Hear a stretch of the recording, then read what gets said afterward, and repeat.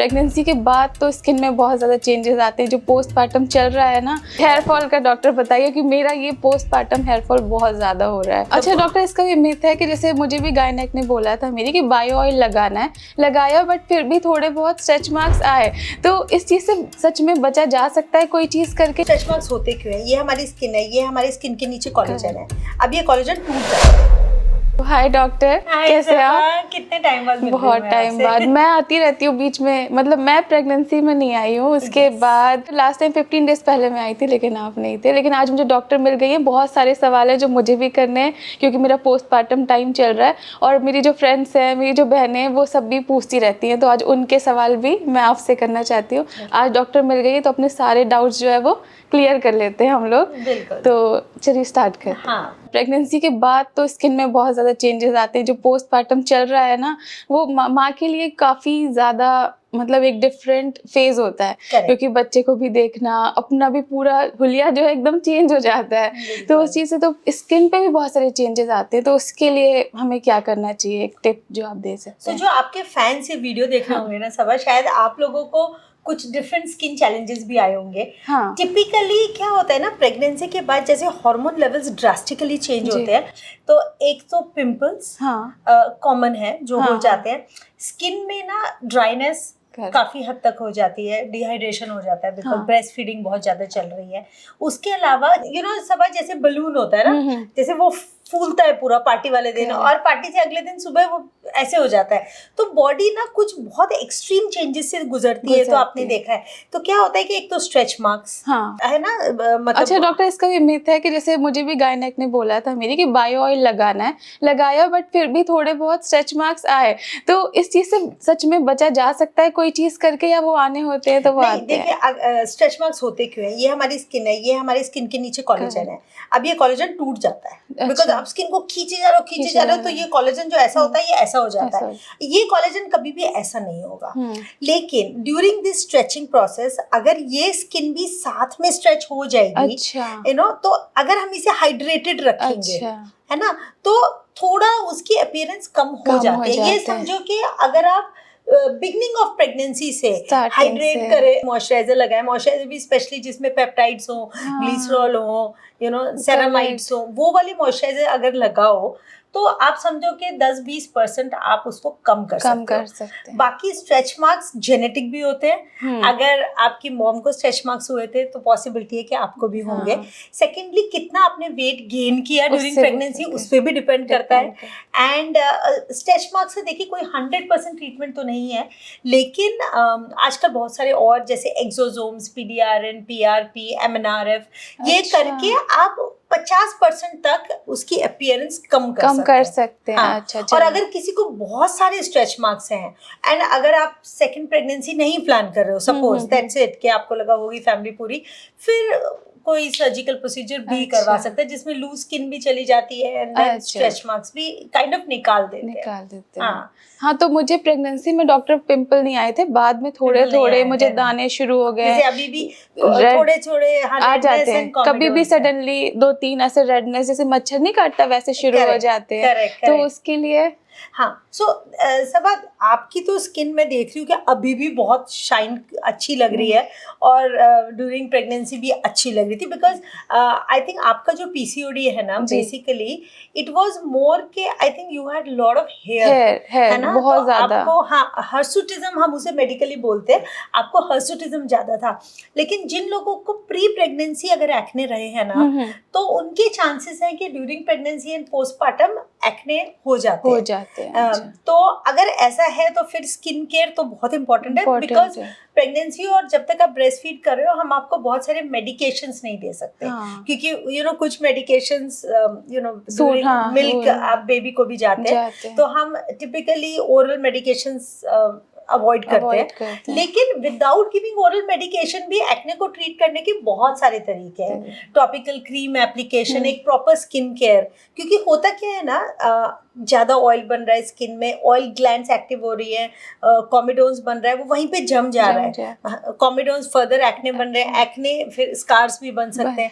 तो अगर हम प्रॉपर एक्सफोलिएशन जिसे हम सैलिसिलिक एसिड के फॉर्म में स्किन केयर में यूज करते हैं, अगर मार्क्स आ रहे हैं तो glycolic acid, these are safe ingredient जो आप पोस्टपार्टम पीरियड में यूज कर सकते हैं। Twice cleansing of the face, then morning में you can use mild niacinamide serum, और उसके ऊपर एक लाइट मॉइस्चराइजर विद सनस्क्रीन, या फिर दोनों को अलग अलग लगा बस इतना। क्योंकि एक मैं आपसे मतलब उस टाइम पे इतनी कंफ्यूजन होती है प्रेगनेंसी में और उसके बाद भी कि हम जो प्रोडक्ट लगा रहे हैं उसमें कुछ ऐसा तो नहीं है, कुछ हार्म तो नहीं पहुंचाएगा। तो वो बहुत बड़ा, शायद इतना बड़ा ये क्या बोलते हैं एक टॉपिक भी है ये, कि शायद इसमें हम दिन भर भी बात करेंगे तो कम पड़ जाएगा। लेकिन आप शॉर्ट और ऐसे सिंपल क्या बता सकते हैं कि स्किन पे, हाँ, बालों पे लगाने वाले एक मॉलिक्यूल जैसे फिनेस्ट्राइड है, मिनॉक्सिडिल है, ये दोनों आप प्रेगनेंसी और पोस्टपार्टम नहीं यूज कर सकते, बिकॉज ये एब्सॉर्ब होता है और बेबी को जाता है और बेबी को हार्म कर सकते हैं। सो जो हम बड़े कैजुअली जैसे मिनटॉप या कोई भी, मतलब let's not name a brand, but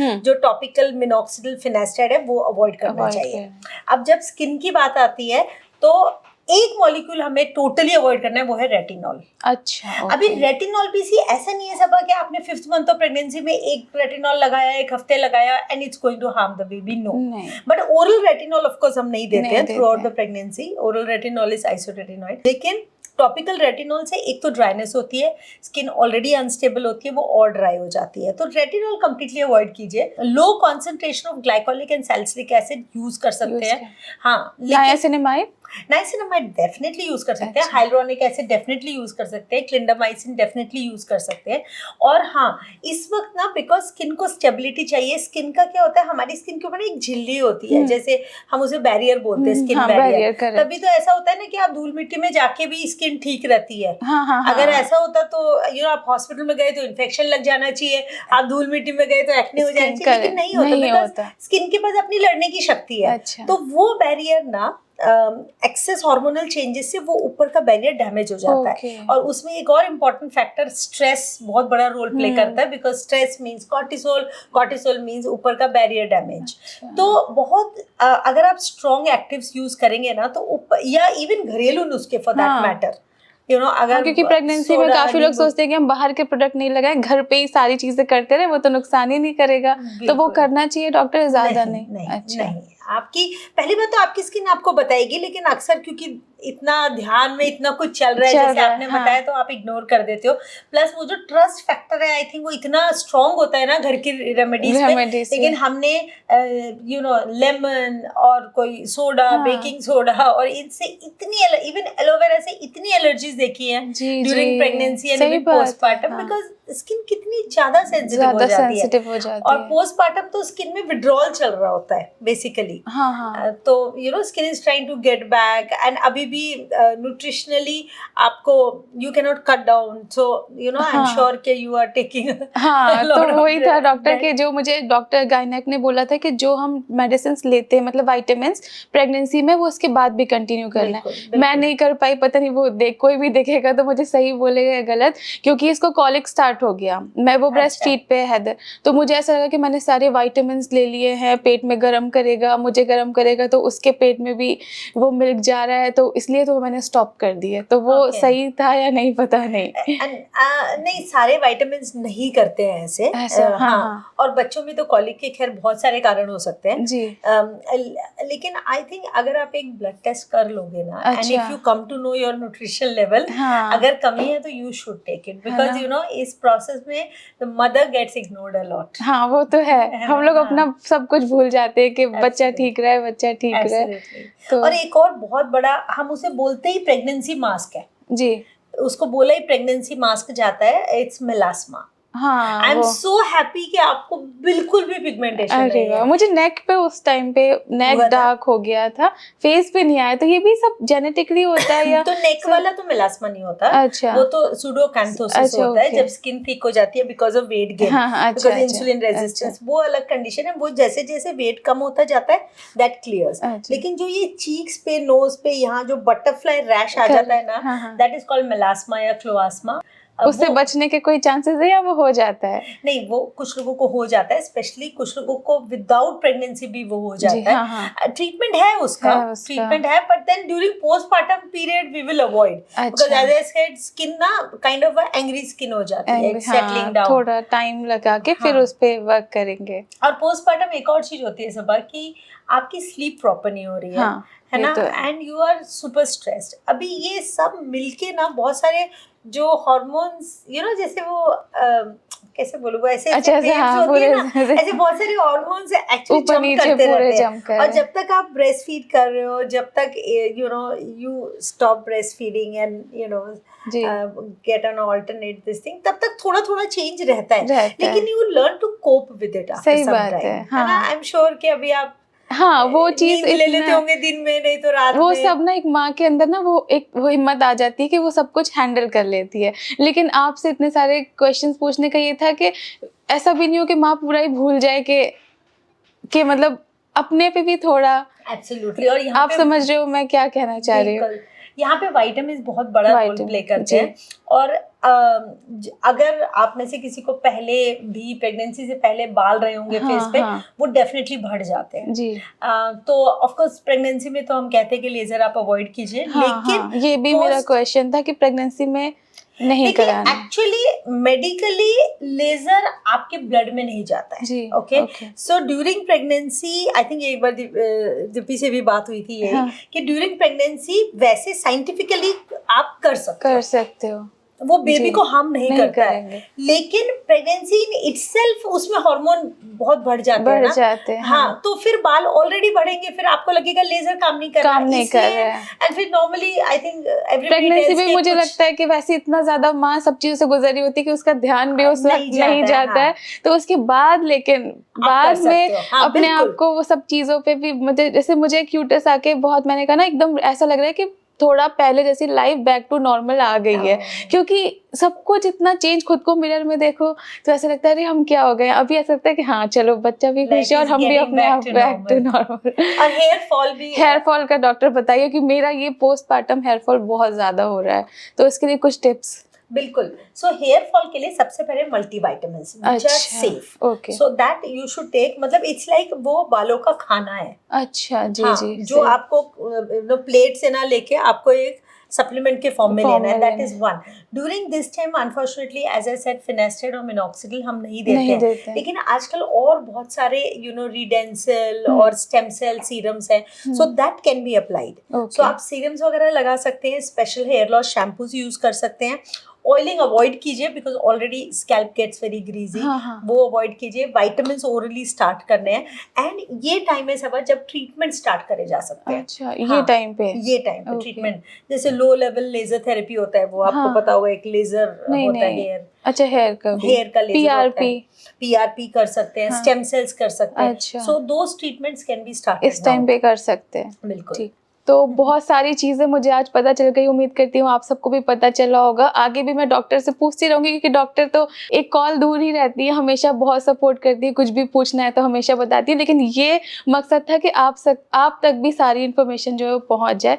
तो डॉक्टर, एक लास्ट में हम सम अप करते हैं कि एक ग्लोइंग मदर के लिए, क्योंकि कुछ लोग दूर हैं जो यहाँ नहीं आ सकते हैं, जो बहुत हमें ऑल ओवर वर्ल्ड से देख रहे होंगे इस वक्त, तो आप उन्हें क्या टिप देना चाहती हैं कि माँ भी एकदम ग्लो करती रहे, बच्चा भी खुश रहे और माँ भी ग्लो करती रहे? सो ग्लो का जो फंडा है ना, वो ये है कि स्किन जितनी अच्छी हाइड्रेटेड रहती है, जितनी उतनी स्किन ग्लो करती है। ग्लो इज लाइक जैसे लाइट अभी हमारे चेहरे पे पड़ रही है, आपके भी चीक्स पे पड़ रही है, रिफ्लेक्ट कर रही है, तो ग्लो। सो इसलिए स्किन को अच्छी तरह हाइड्रेट रखना। अभी ये जो मॉइस्चराइजर है ना, बहुत इंपॉर्टेंट है। अगर एक प्रोडक्ट मैं हर मदर को बोलूंगी कि वो डेफिनेटली यूज करे, दैट इज मॉइस्चराइजर। लेकिन अगेन ये मॉइस्चराइजर कोई एक ऐसे ग्लोबल प्रोडक्ट नहीं है। Moisturiser means moisturising lotions. अभी सुबह जो आप मॉइस्चराइजर यूज करेंगे उसमें SPF भी होता है, 50 SPF वाला, तो वो यूज कर लीजिए। तो उससे क्या होगा कि आपके दो काम हो जाते हैं, हाइड्रेशन भी हो जाता है और सन प्रोटेक्शन भी हो जाता है। रात में जो आप मॉइस्चराइजर यूज करें, यहाँ आपकी स्किन टाइप बहुत मैटर करती है। अगर ऑयली है, एक्ने प्रोन है, तो आप लोशन यूज करो या जेल बेस्ड यूज करो। और अगर ड्राई हो रही है स्किन इस वक्त, क्योंकि बहुत लोगों को during breast feeding they experience dryness of the skin, then you can use cream, you can even use facial oils. So एक चीज जो self pampering of the skin, और स्किन को ज्यादा नहीं चाहिए, मॉइस्चराइजर चाहिए, थोड़े से मास्क चाहिए, दिन में थोड़ी सनस्क्रीन, और बस दिन 2 बार क्लेंजिंग सुबह और शाम हमेशा। 2 बार, ज्यादा हाई फंडा कुछ नहीं चाहिए। अगर आप ड्यूरिंग जैसे ब्रेस्ट फीडिंग टाइम पे अंडर आई सर्कल्स बहुत डार्क हो जाते हैं, तो one can use a under eye cream also, mild under eye cream. And जो भी आप प्रोडक्ट लगाओ ना, उसको ना हल्का से जेंटली मसाज, जब वो फिंगर की मतलब हीट से ना स्किन की इट गेट्स मॉइस्चर पेनिट्रेटेड अच्छे से एब्जॉर्ब होती है। तो कुछ कुछ छोटी छोटी चीजें फ्रेंड्स जो हम गलती कर देते हैं और हम सोचते हैं कि हमें वो असर क्यों नहीं दिख रहा है। तो जो चीज दूसरे को सूट करे जरूरी नहीं वो हमें भी करे। तो हमें अपना स्किन टाइप ये सब देखना है, उसके बाद यूज करना है। और ये जो डॉक्टर ने अच्छी टिप दी है कि ऊपर ऊपर लगा के नहीं छोड़ देना है, नहीं तो फिर वो एब्जॉर्ब नहीं होता है। ऑल्सो जो लोग ठंडी जगहों से ये वीडियो देख रहे हैं, अगर अभी विंटर टाइम आपके यहाँ है, तो एक हॉट टॉवल लेके उसको स्क्वीज करके just put the towel on the skin, और उसके ऊपर you put the moisturiser and tap it. Idea is कि उससे पोर्स थोड़े खुल जाते हैं, एब्जॉर्प्शन बेटर हो जाता है। स्किन जब हाइड्रेटेड होती है तो वो मॉइस्चराइजर को ज्यादा एब्जॉर्ब करता है। और एक मेरा पर्सनल सवाल है डॉक्टर, आजकल बहुत वायरल हो रहा है वो वाला आईज वाला, वो चीज सही है या नहीं? स्किन को ट्रॉमा करती है, स्किन में डैमेज होता है ना। तो आप आईज ऐसे रब कर, हाँ आप वो कर सकते हो कि आप स्प्रे कर सकते हो, कोल्ड स्प्रे फेस पे, लेकिन डायरेक्ट आईज डंक करना तो बहुत ही खराब है। लेकिन हाँ, अगर कुछ लोगों को रोजेशिया होता है या you have redness on the face, then you can use, but it's long run में उसका कोई फायदा नहीं होता। तो बेसिकली सबको देख के वो चीज नहीं करने लगना चाहिए, अपने आप को देख के। हाँ वही। चलिए, thank you doctor, thank you so much. तो फ्रेंड्स, उम्मीद करती हूँ कि आपको भी बहुत सारे डाउट्स आपके क्लियर हो गए होंगे, और आगे कुछ हैं तो आप लोग कमेंट सेक्शन में पूछ सकते हैं, डॉक्टर फिर आपको आंसर कर देंगे। Thank you so much.